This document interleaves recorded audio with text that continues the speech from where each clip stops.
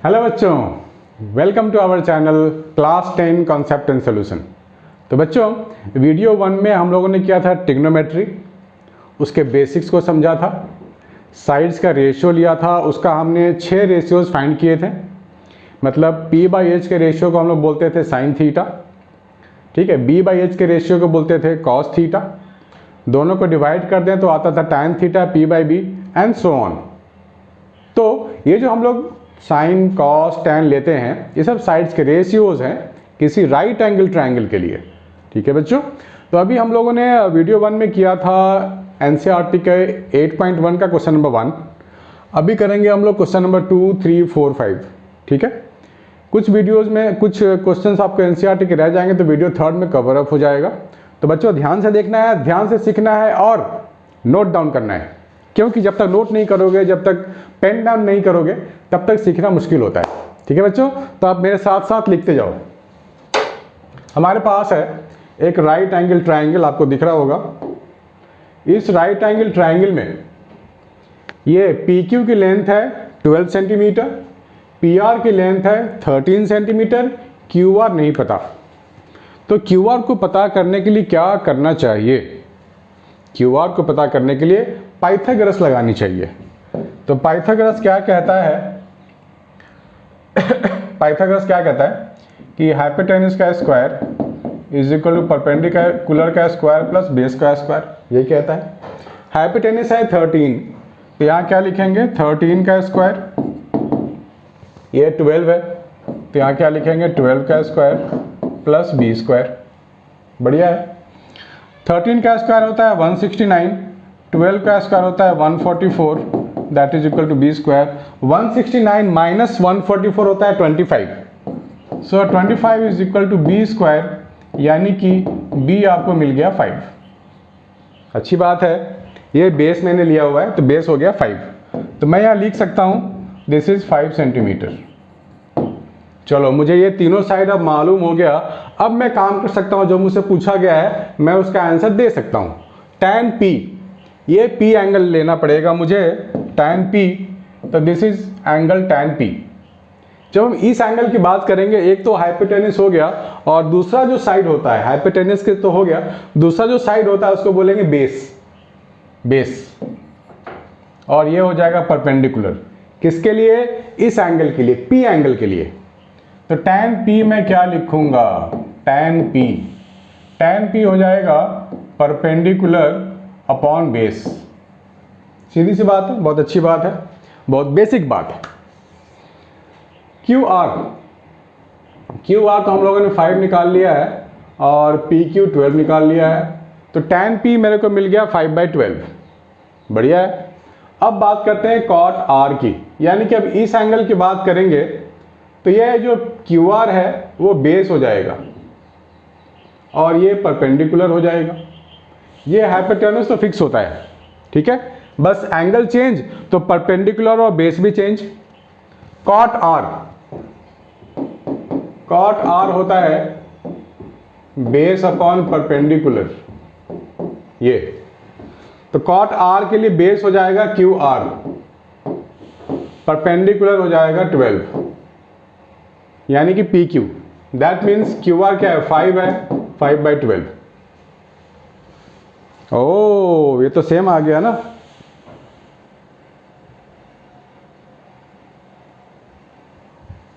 ये तो सेम आ गया।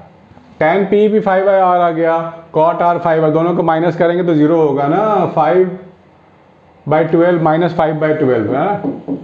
tan P minus cot R is equal to 5/12 minus 5/12 is equal to 0। ये देखने वाली बात है, ठीक है बच्चों। तो 0 आंसर आ गया। अब करेंगे क्वेश्चन नंबर 3।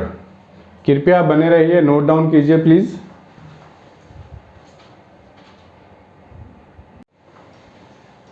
हाँ बच्चों, आगे बढ़ते हैं। क्वेश्चन नंबर 3, ठीक है। बिल्कुल धीरे धीरे करना है, आराम से करना है, समझ के करना है। एक बार चीज़ों को समझ गए तो हमारा काम खत्म है, आपका काम शुरू है। साइन A 3/4 लिया गया, रेशियो लिया गया है ना। Calculate cos A and tan A, ठीक है। तो हम लोग एक काम कर सकते हैं कि आप चीज़ों को रिलेट करेंगे हम लोग, साइन ए और कॉस ए में क्या रिलेशन है। ठीक है, अगर हम लोग एक ट्राइंगल ड्रॉ कर लें ऐसा कुछ, A B C, this is angle A, तो इस ए के लिए हाइपोटेन्यूस है, परपेंडिकुलर है और ये बेस है। साइन ए 3/4 है, साइन ए 3/4 ये क्वेश्चन में गिवन है।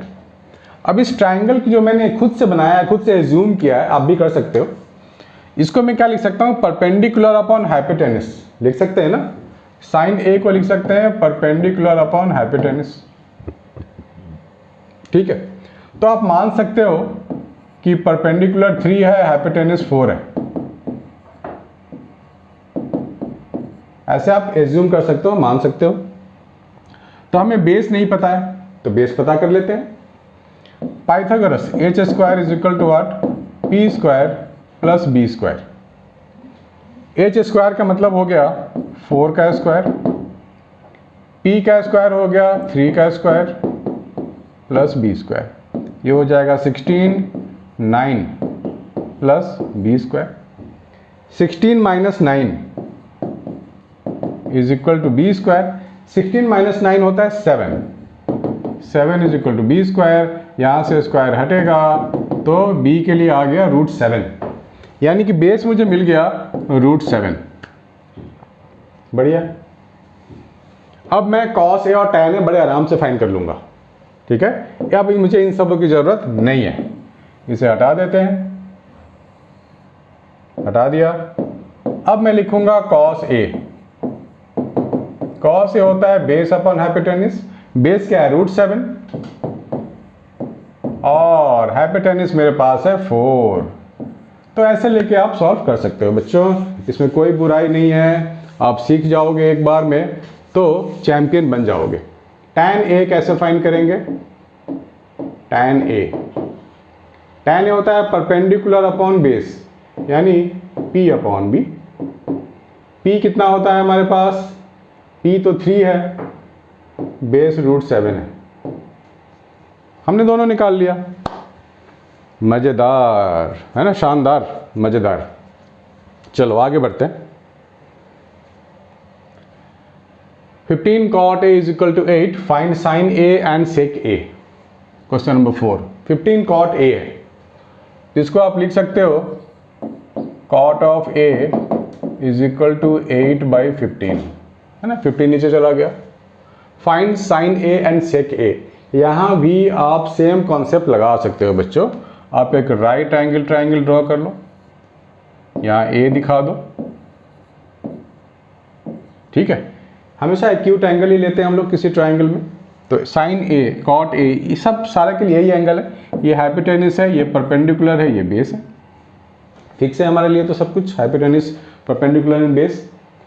कॉट का मतलब क्या होता है, कॉट का मतलब होता है बेस अपॉन परपेंडिकुलर, यानी कि बेस 8 ले सकते हैं और परपेंडिकुलर 15 ले सकते हैं। फिर h हमारे को नहीं मालूम, h मालूम कर लेते हैं, पाइथागोरस है हमारे पास तो क्या सोचना है, h square is equal to p square plus b square. ठीक है, आप लोग फाइंड करके देखो और मुझे बताओ कि h की क्या वैल्यू आ रही है। वीडियो को पॉज करके आप कर सकते हो।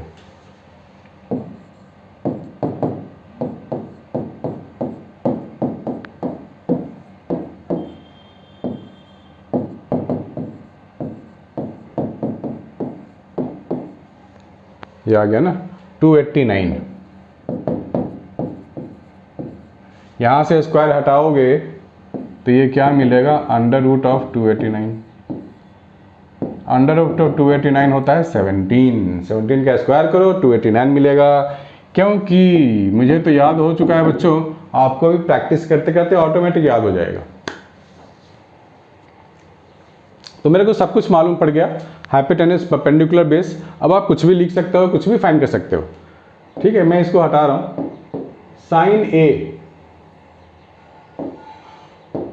साइन ए मुझे क्या मिलने वाला है, साइन ए क्या होता है, perpendicular upon hypotenuse p/h। p क्या है 15, 17 कर लो बच्चों जल्दी जल्दी फटाफट। P बाई एच साइन ए 15 है और ये 17 है, हो गया, साइन ए आ गया ना। सेक ए, सेक क्या होता है, हाइपोटेनस अपन बेस, तो हाइपोटेनस कितना है 17 है, बेस 8 है, हो गया, कुछ भी नहीं था। प्लीज़ बच्चों मेक ए नोट, अच्छा लगा तो सब्सक्राइब करो, कमेंट करो, लाइक करो और अपने दोस्तों को फॉरवर्ड भी करो। आगे बढ़ते हैं, तब तक इसको आप लोग नोट कर लो।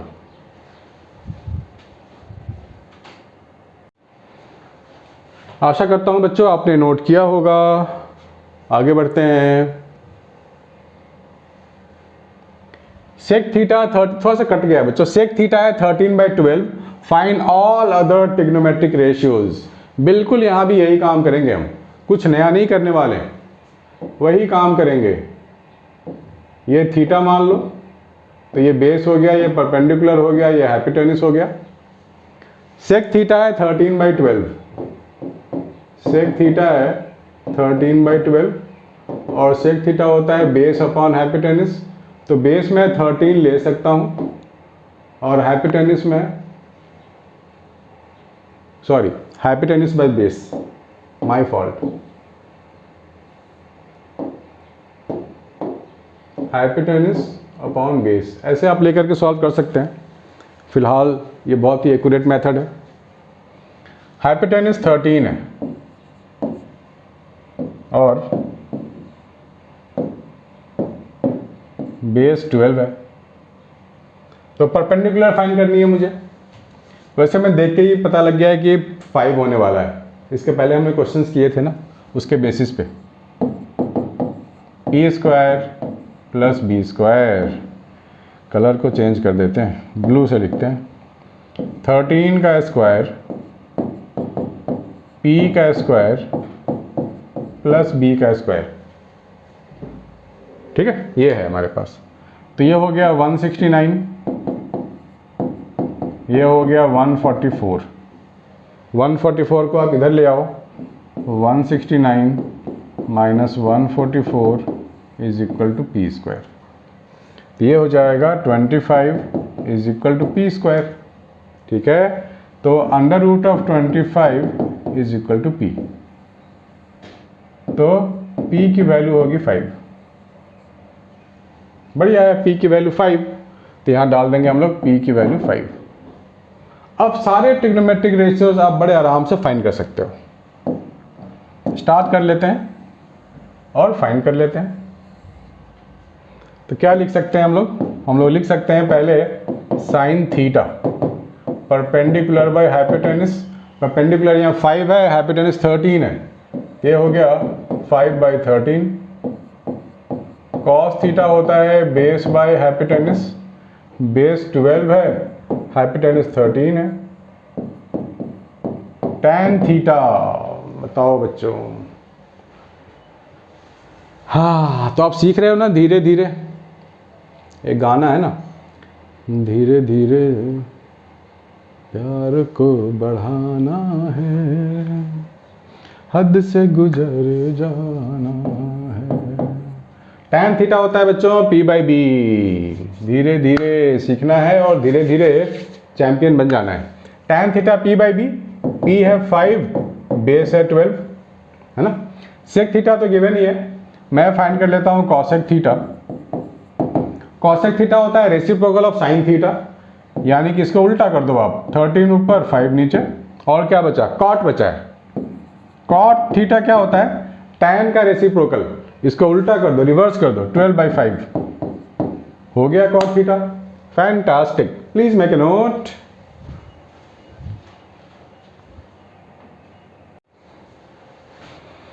अब करेंगे हम लोग क्वेश्चन नंबर 6। ये आ गया है बच्चों क्वेश्चन नंबर 6। देखो क्या क्या कह रहे हैं, ये क्या क्या काम करवाओगे, सारे काम कर डालते हैं आज। 6 तक तो कर ही लेते हैं। एक्यूट एंगल्स की बात हो रही है बच्चों।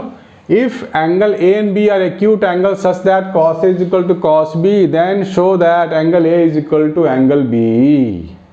बताइए क्या किया जाए। हो, चलो कर लेते हैं। कोई ट्रायंगल मान लो आप ऐसा, ये सी मान लो, ये ए मान लो, ये बी मान लो, ठीक है। कॉस ए और ये बी तो ये है, cos A is equal to cos B बोला गया है। तो कॉस ए में क्या लिखूंगा,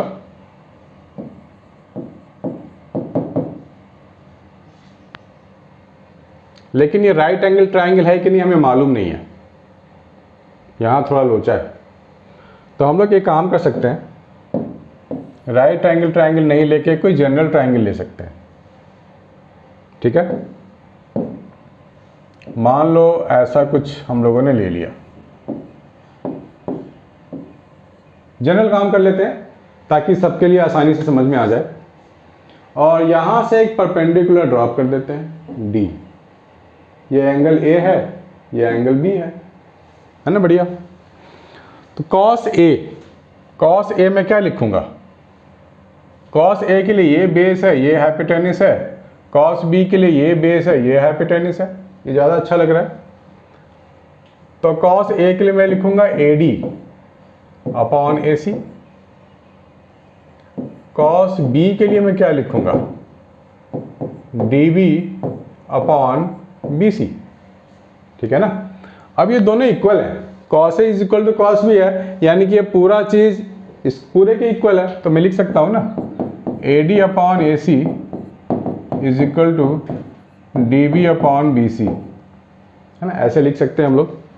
कृपया करके लिखते जाइए मेरे साथ साथ। देखो ये रेशियो आ गया, दोनों इक्वल है। अब हम लोग क्या करें, हमें प्रूफ करना है कि angle A is equal to angle B होगा। देखो बच्चों, हमने पढ़ा है ना आइसोसेलेस ट्रायंगल, अगर दो एंगल इक्वल है तो उसके ऑपोजिट साइड्स भी इक्वल होंगे। तो अगर मैं ये प्रूफ कर दूं कि B C is equal to A C, दोनों का लेंथ अगर इक्वल है ना, ये B1 ले लो, ये H1 ले लो, क्योंकि ये लेंथ इक्वल है कि नहीं मुझे नहीं मालूम, ये वाले हाइपोटेनस इक्वल है कि नहीं मुझे नहीं मालूम। हमें प्रूफ करना है कि H is equal to H1, तो angle A is equal to angle B हो जाएगा अपने आप। किसी भी ट्राइंगल में अगर दो एंगल इक्वल हैं तो दो साइड्स भी तो अपोजिट वाले इक्वल होते हैं ना, ये पढ़ा है हम लोगों ने थ्योरम में। If any triangle has two angles equal then their opposite sides are also equal. उसी फंडे पे काम करना है हमारे को। तो इसको आप मान लो कुछ वैल्यू k, ठीक, k मान लिया हम लोगों ने। तो इन दोनों को अगर मैं इक्वेट करूं तो क्या लिखूंगा, AD by A C is equal to K, यानी कि AD इज इक्वल टू के ए सी, ऐसे लिख सकते हैं।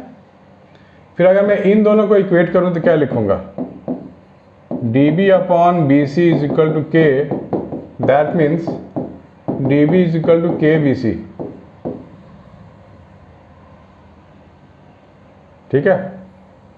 ये दो चीज हम लोगों ने लिख लिया, DB। अब यहाँ पे दो राइट एंगल ट्राइंगल है, दोनों के लिए पाइथागोरस लगा लेते हैं हम लोग। ट्राइंगल ACD, यहाँ क्या लिख सकते हैं हम लोग, AC का स्क्वायर AD का स्क्वायर प्लस CD का स्क्वायर, है ना, लिख सकते हैं। AD को मैं क्या लिखूंगा, AD की जगह मैं लिखने वाला हूं KAC, AD की जगह। ध्यान से देखना है बच्चों, ठीक है। AC स्क्वायर, AD को लिखेंगे KAC, तो AC का square is equal to K square AC का स्क्वायर प्लस CD का स्क्वायर, ये लिख सकते हैं।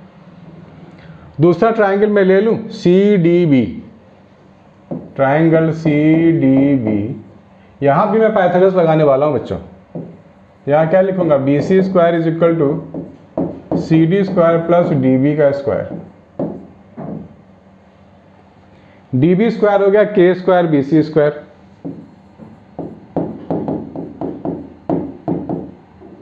K स्क्वायर BC का स्क्वायर, इक्वेशन 1 इक्वेशन 2, है ना। इसको हम लोग माइनस कर दें क्या, माइनस कर दें, कर देते हैं। तो दिस माइनस दिस हो जाएगा हमारे पास AC square minus BC square, के स्क्वायर AC स्क्वायर, के स्क्वायर BC, है ना, सारे minus, CD square minus CD square cut, खत्म हो गया। बचा क्या मेरे पास, के स्क्वायर AC स्क्वायर माइनस के स्क्वायर BC स्क्वायर, ठीक है ना। तो AC square minus BC square, के स्क्वायर कॉमन ले लिया, ठीक है ना। जगह कम पड़ रहा है बच्चों, मैं इधर लिखने जा रहा हूं, थोड़ा समझ जाना आप लोग। अब ध्यान से देखो, AC square minus BC square, के टाइम्स वो भी आ गया हमारे पास। तो इस पूरे क्वांटिटी को मैं इधर ले आऊंगा, तो क्या लिखूंगा, AC square minus BC square, ठीक है ना, माइनस माइनस के स्क्वायर, इसको ब्रैकेट में डाल दो, AC square minus BC square is equal to 0। बढ़िया है। तो यहाँ क्या लिखेंगे हम लोग, कॉमन ले लो, AC square minus BC square common आ गया, तो यहाँ तो 1 बचेगा ना, और यहाँ के स्क्वायर बचेगा 0। तो हमें क्या मिला, हमें 0 मिला ना, यानी कि this must be 0। AC square minus BC square is equal to 0 लिख सकते हैं हम लोग। That means AC square is equal to BC square, that means AC is equal to BC। देखो AC BC दोनों इक्वल आ गए हैं, दो एक ट्रायंगल में दो साइड्स इक्वल, तो उनके अपोजिट एंगल भी equal, hence angle A is equal to angle B, है ना बच्चों। Please please make a note.